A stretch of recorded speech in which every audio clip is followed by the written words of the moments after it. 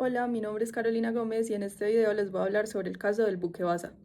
Este caso demuestra cómo un proyecto no solamente falla por un error técnico, sino también por otras cuestiones, como presión por cumplir tiempos, falta de comunicación, cambios constantes en el proyecto y sobre todo una estructura de gobernanza débil.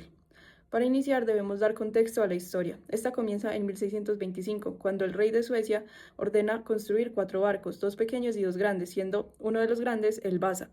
Lo que buscaba el rey, que se llama Gustavo Adolfo II, era proyectar a Suecia como una potencia militar y con una armada muy fuerte. De esta forma, el rey fue aumentando sus exigencias, más capacidad, más armamento y finalmente 2 cubiertas de cañones cuando originalmente solo era una. Esto ya que el rey vio que otro barco de otra nación tenía 2 cubiertas y no se quería quedar atrás. Además, había un gran problema de comunicación, ya que todo se hacía mediante cartas. Entonces, cuando ya las cartas llegaban a los constructores, ya era demasiado tarde, ya el proyecto estaba en desarrollo. Por ejemplo, que ya la madera estuviera cortada, que ya las dimensiones estuvieran hechas y lo que hacían los constructores para no contradecir al rey era agregar más madera para cumplir sus requerimientos. Ahí yo veo el gran primer problema de gerencia, y es que los cambios fueron tratados como órdenes y no como parte fundamental del proyecto. Así pues, debe haber una entidad o un control que haga unas preguntas básicas, como qué pasa con el peso, con la estabilidad, con el tiempo y con los costos, que son factores que de verdad influyen en lo que es un proyecto, en su desarrollo y en su resultado final.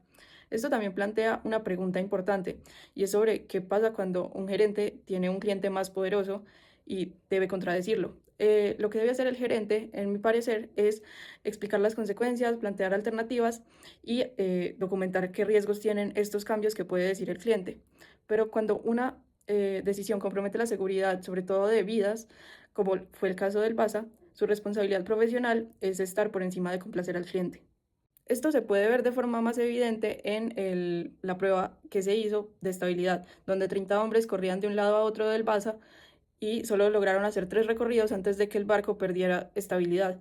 De esta forma, fue decisión del supervisor no informar a los constructores, al rey o a otras personas sobre el resultado de la prueba, cuando esto fue lo que debió haber hecho, ya que incluso aunque no tuvieran modelos matemáticos modernos, podían seguir validando las pruebas de otras maneras más empíricas, como hacer pruebas progresivas, hacer un modelo a escala o consultar con otros constructores. Otro problema que tuvo el proyecto fue que su constructor principal falleció y pues todo el proyecto dependía de su experiencia y los planos que realmente no estaban muy documentados y todos estaban en su cabeza. De esta forma, su sucesor tuvo que continuar con una construcción que ya estaba avanzada y que iba cambiando rápidamente debido a lo que ordenaba el rey.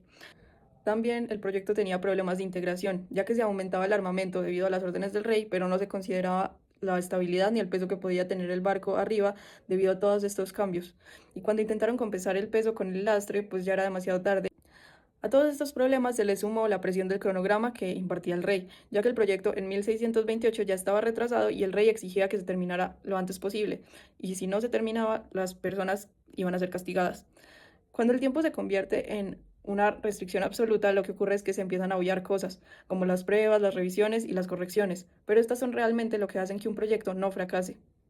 Finalmente, yo creo que el problema fue la gobernanza, ya que es esta la que establece quién decide, quién escala los riesgos y quién tiene la autoridad para decir que se detenga un proyecto cuando sabe que puede fallar.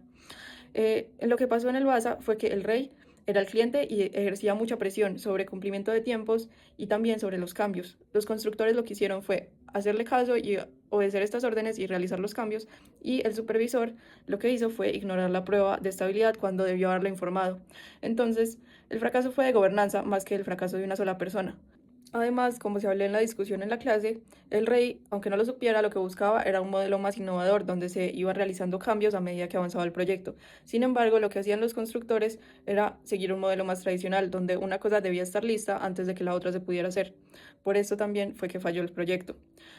Ahora, el problema no fue que nadie supiera que algo estaba mal, sino que, aunque las señales estaban ahí, nadie tomó la decisión de informarlos y detenerse y replantear el proyecto.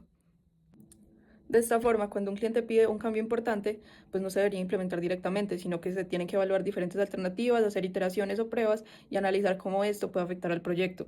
Y aún así, si existe un riesgo importante, debe haber una persona o un equipo que pueda tener la facultad o la potestad para decir, no, esto ya no se puede hacer, tenemos que detenerlo, incluso si el cliente quiere continuar. Entonces, para mí, esta es la lección más importante, que es que un buen gerente no solamente es quien logra que un proyecto pueda avanzar, sino que también sabe cuándo debe detenerse.